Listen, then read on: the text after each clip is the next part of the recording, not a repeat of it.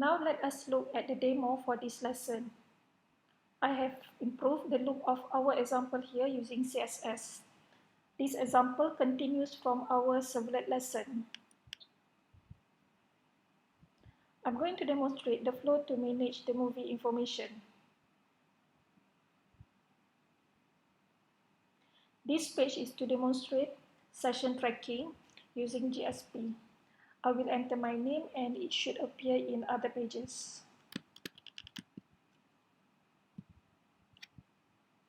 My name appears in this page that displays a list of a movie and several other pages as well, which is to add a new movie,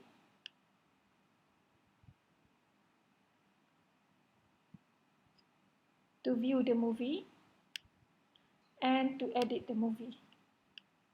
Notice that this demo is using the same form to add new movie information and to edit the current movie information.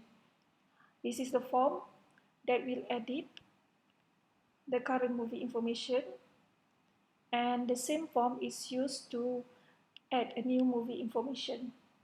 Other than that, the menus to navigate to other information are included at the top of every page. For example, here, home and list movies. The same menu will appear here in the movie list, appear in the view, and as well as appear in the edit.